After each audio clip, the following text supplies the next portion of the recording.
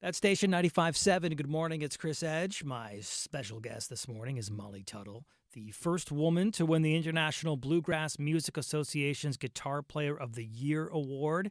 She's just put out a new album entitled I'd Rather Be With You. It's an album full of covers. She recorded it during the pandemic. Molly, good morning. Hello. Hello. Hey, how's it going? Good, Molly. How are you? I'm good. So give me a little bit about you and your start. I mean, I know you come from a musical family, but how early did you start singing and writing and playing banjo? I started playing guitar when I was 8 and singing around the same time, and I started writing when I was a teenager. And yeah, I grew up like playing with my dad. He's a Yeah. music teacher out in California, and Okay.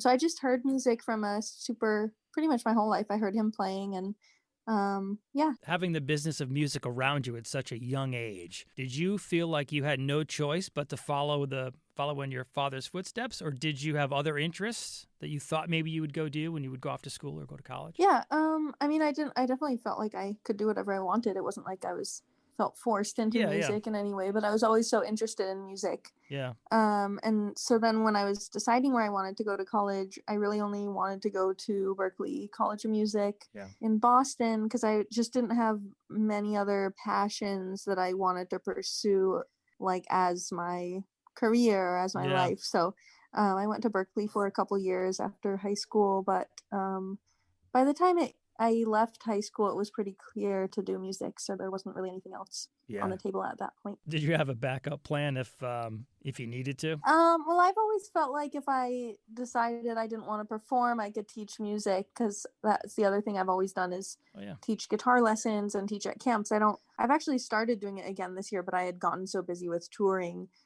before everything shut down that I had stopped Right. teaching. But that's always kind of been like, growing up, I saw my dad making a living as a music teacher, so I always felt like I could do that if I wanted to. Yeah, and you just mentioned the shutdown, the pandemic here, and Yeah. I think for a lot of people when that happens, they just crawl into a hole. It's hard to get out of it. But it sounds like for you, this turned into inspiration to make music. Yeah, I think like part of it was I was kind of wanting to just hole up and having a hard time feeling inspired to write music. So this project really kept me going and brought me back to some of my favorite songs. And I covered 10 of my favorite songs and put them on the record. Hmm. But it was a really nice thing to get to do early on in the pandemic when I was feeling a little lost and like I didn't know what to do with myself. Yeah, so you had to actually learn then all of these songs, right? And then did you produce them yourself? Yeah, well, Tony Berg produced the album. I learned most of the songs, some of them, a couple of them I knew already.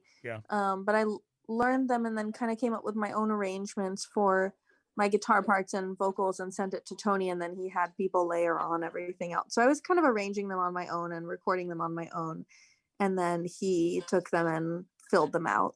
Did you already have a studio in the house or someplace you could record everything? All I really had was my laptop and a couple mics. I borrowed some gear from a friend and Wow. downloaded Pro Tools. So I didn't really have much. I had a couple mics before doing this, but I still don't really have a studio set up in my home. Well, it sounds fantastic. It's such a terrific album. And Thanks. Olympia, Washington, this is kind of interesting for me, is I really am not that familiar with Rancid.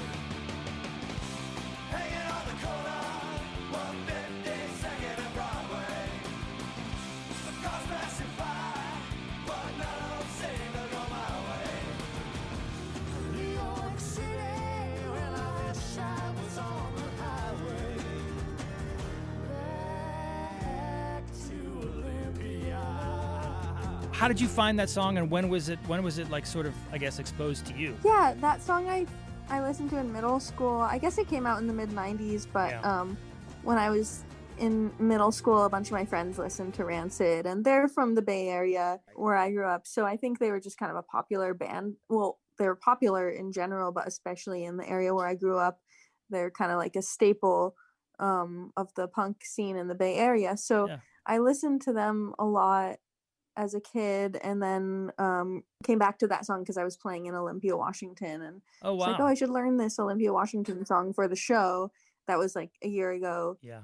And then it just became a favorite of mine to play. It's so fun and it works so well in like a folkier setting. It's just a really good song. So I played that for Tony as one of the first songs I brought to him, Sure. saying like maybe we could do this one, and he instantly was like, "Yeah, let's record that one." What's the future look like? I mean, I know we're still on lockdown here, but are you starting to have conversations about 2021 and going on tour? Yeah, we're always like reassessing, and I think everyone at the beginning was like, "Oh, we'll probably tour in the fall," and Yeah, then now people are like, We'll probably tour in 2021," but who nobody really knows, so yeah, we're just kind of taking it day by day. But yeah, everyone is always talking about 2021 as like maybe we'll get to tour then, but nobody exactly knows, yeah. so we'll see. I guess we'll see what happens. Molly Yeah. Tuttle, thank you so much for joining me this morning. I really appreciate it. The new Yeah, album thank is out. you. It's terrific, but I'd rather be with you. Congratulations on your success. Thank you. Thank you. Thanks for having me.